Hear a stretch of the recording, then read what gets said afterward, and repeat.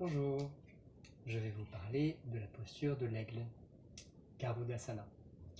Garuda qui est le roi des oiseaux, le véhicule volant de Vishnu, le dieu Vishnu dans l'hindouisme, et qu'on traduit en Hatha Yoga par aigle pour nommer la posture, Garudasana, asana pour posture.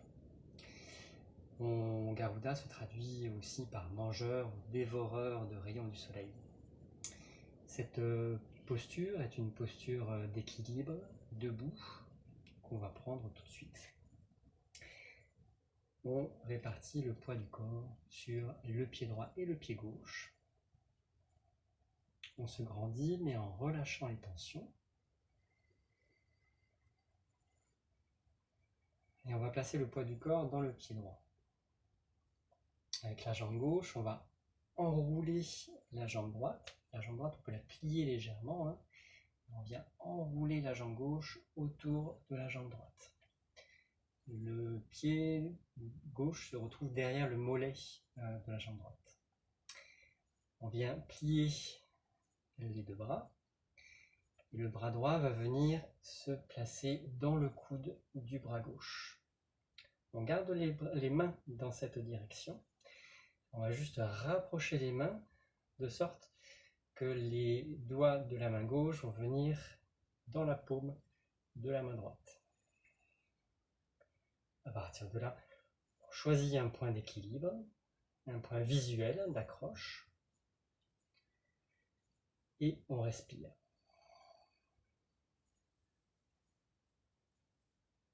C'est une posture exigeante qu'on va tenir une quinzaine de secondes par exemple.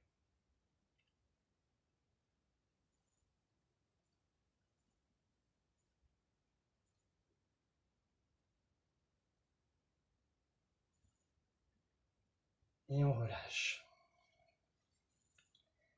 On relâche les tensions. La jambe droite, la jambe gauche.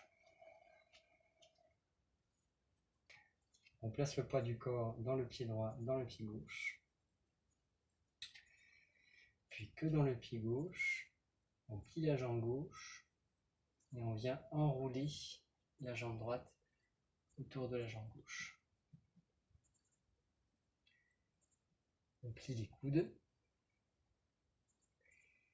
et on amène le coude gauche à l'intérieur du bras droit. Les mains sont toujours dans la même direction.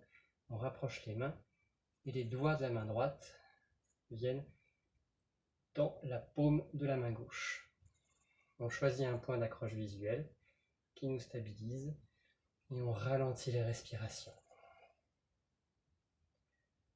En vérifiant qu'on ne crispe pas trop au niveau des orteils. On respire, on allonge les respirations.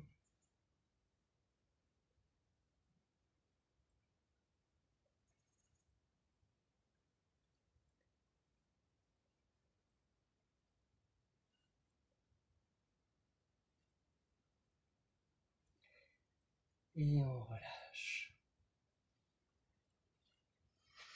On relâche les tensions, la jambe droite, la jambe gauche, le bassin, dans les épaules.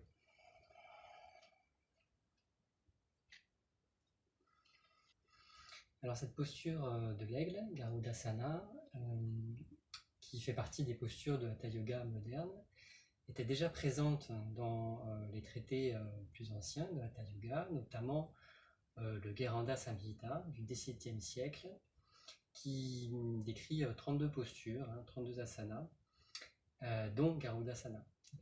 Cette posture par contre était différente, étant donné qu'elle était assise avec les mains sur les genoux, donc rien à voir.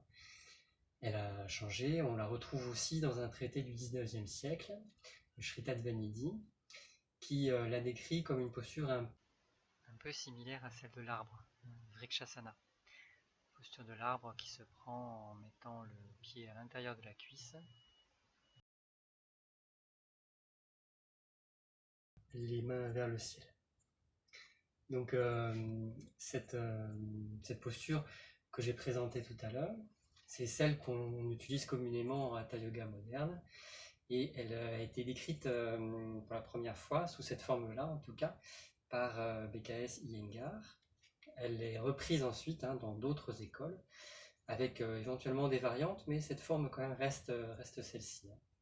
Celle que je vous ai décrite, j'ai suivi les recommandations, les descriptions d'Iyengar. Au niveau de l'ordre entre les bras et les jambes, par exemple. On trouve quelques variantes parfois. Je vais vous présenter aussi une variante qui est sensiblement différente, mais qui va permettre de relâcher un peu les contraintes au niveau des deltoïdes. Parce que je ne sais pas si vous l'avez senti, mais dans cette partie-là du bras, si jamais on place vraiment les deux bras comme ça, en essayant de joindre le plus possible les mains dans la paume, on a cette partie du bras qui est quand même très étirée. Donc une variante, si on a des douleurs à ce niveau-là ou qu'on a envie de faire quelque chose de plus détendu de ce côté-là, on peut prendre la posture.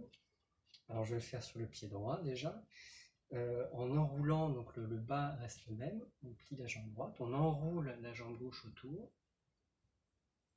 voilà. Et au lieu de coincer le bras droit dans le bras gauche, comme ça, on va plutôt mettre les bras parallèles, on croise, et on amène, on plie les bras comme ça.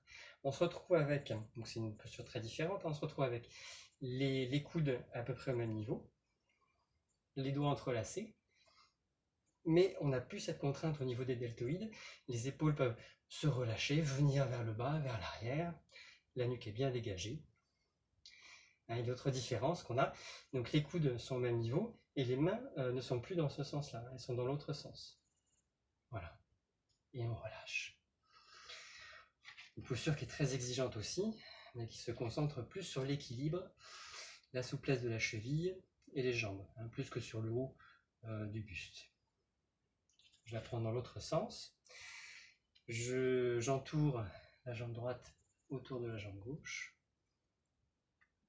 Voilà, je le passage délicat.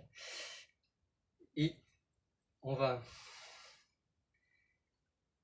voilà, et on va, au lieu de mettre le bras gauche à l'intérieur du coude droit, voilà, j'y suis, eh bien, on va plutôt placer les bras parallèles, on enroule, et on amène les bras vers soi.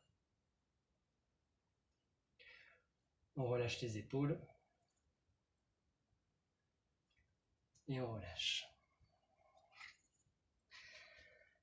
Voilà, une posture que je vous souhaite de pratiquer autant que vous pouvez, de temps en temps.